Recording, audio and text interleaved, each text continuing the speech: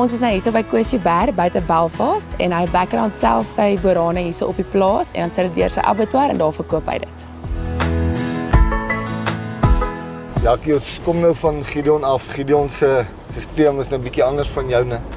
Hoe lank is jou plan hoe lank wil jy hom op die background hê op die veld voor jy kalf slag? Wat ek gedoen het, ek het maar altyd my kalvers teruggehou en dan het ek hulle oor winter, dan het ek hulle somer deurgevat op die veld en hulle omtrent so 700, 870, 280 kg en dan het ek hulle in die voerkraal gesit en ek het gevoer, maar ek dink wat ek wil doen is ek wil my proses bietjie langer maak. Ek wil ten minste die kalf hou 2 somers, kom op neer dat ek hulle gaan 30 maande hou by my, dan skat ek so 350 tot 370 kg lewendig wat hulle gaan weeg en dan wil ek hulle voer. So waar die boran nou maar in hierdie stelsel inpas is, ek meen hy wissel obviously 'n bietjie later as normaalweg. Ja, ek skat dit by ondervinding is hy gaan seker so van 22 tot 24 maande gaan hy wissel, ja. Na AB toe. Ja, AB toe, waar jou ander meer jou Europese rasse is meer op 15 maande wat hy wissel. Alkom begin wissel. Ja.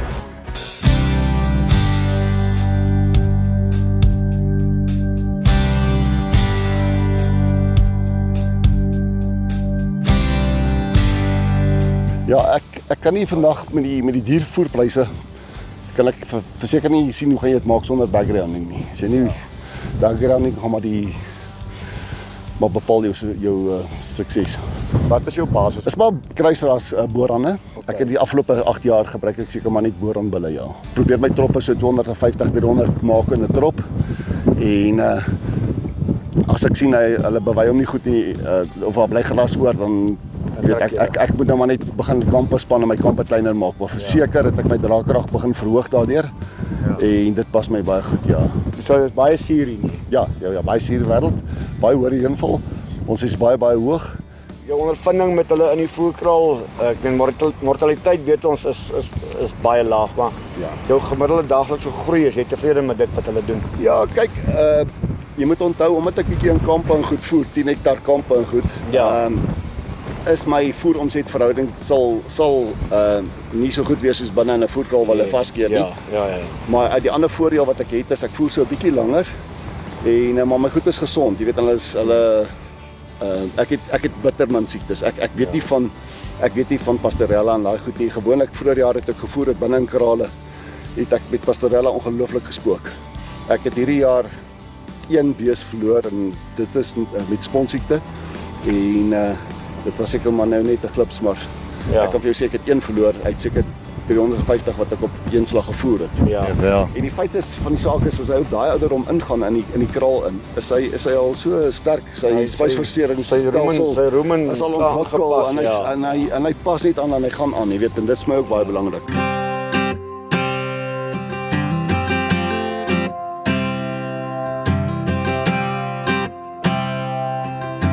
Wat sê jy van die klassifikasiestelsel van Suid-Afrika? Dink jy dit sal 'n voordeel vir ouens soos wat julle as backgrounders, dink jy dit sal 'n voordeel inbring vir jou? Dit moet tog. Verseker. Ja, ek is 'n baie groot voorstander dat hulle die stelsel moet verander. Ja. Ek dink dit gaan ons pas soos 'n handskoen.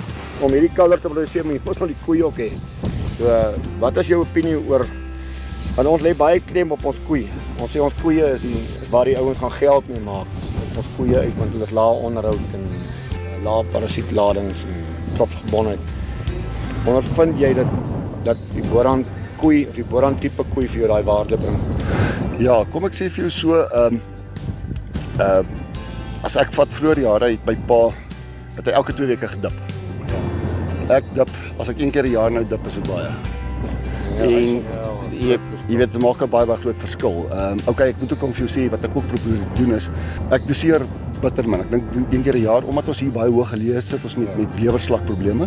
Omdat ons vleie en goed het moet jy maar vir lewerslak. Jy weet ek doseer vir lewerslak. Okay, dan doen ek maar die inenting soos 'n sponsiekte en mulsiekte en daai tipe van maar ek my kalvers ook. Ek doseer my kalvers 2 keer 'n jaar voor ek hulle speen.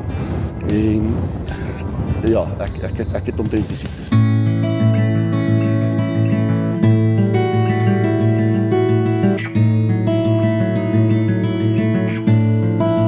Ek wil sommer by jou hoor uit jou oogpunt as 'n wat nou marginale grondboer, moeilike wêreld en ek meen 'n groot deel van ons land is marginale grond.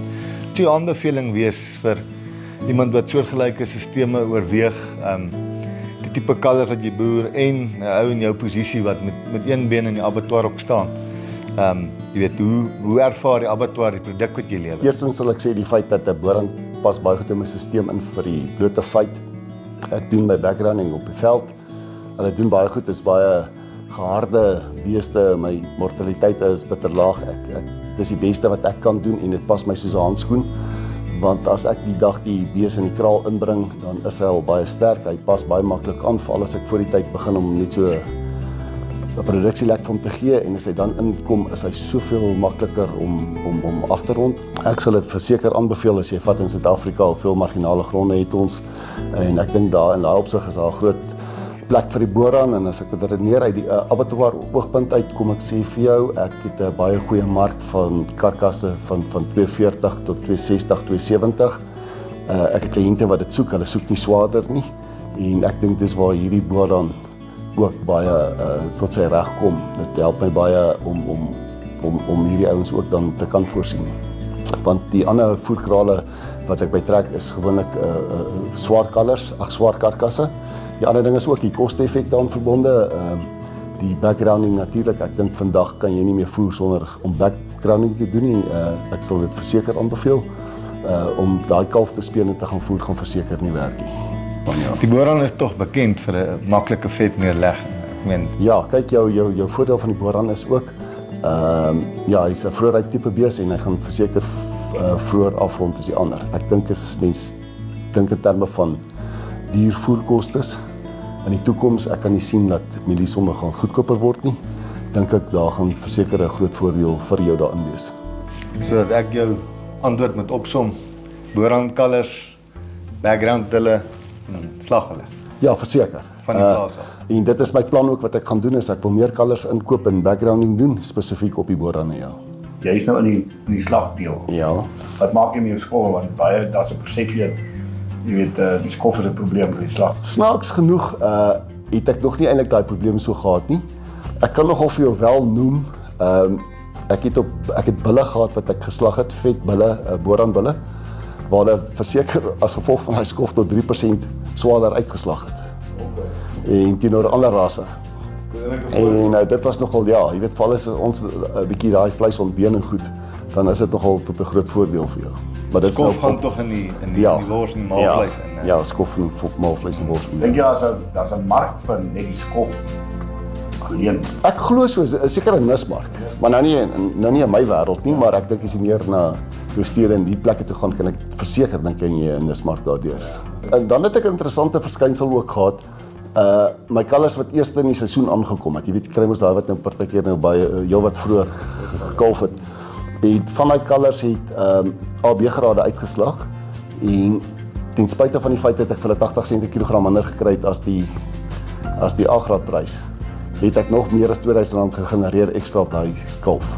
Ja, so daai klein penalisasie op 'n graad verskil het eintlik beter uitbetaal. Ja, maar ek dink verseker in terme van die toekoms, die AB grade, ek verwag dit gaan meer in aanvraag wees. Dink jy ons gaan in daai bracket? Ek dink verseker so en jy weet as hy R1 per kilogram goedkoper is as jou A-graad en nou soos ek nou net vir jou gesê het ek nog R2000 meer gegenereer.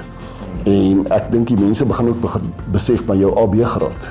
Inteendeel as ek die keuse het tussen 'n A-graad en 'n AB-graad by my om te slag, vat ek verseker die AB-graad. En jy kom daar sonder snaaksigheid, snaakse hormone. Ja, nee, ek probeer dit tot die minimum beperk. Ek glo verseker, dink vleiskwaliteit gewys. Verseker, ek is eerlik met jou, as ek myself slag vleis, wat ek dit wat nie met hormone kwai hormone behandel nie is nie.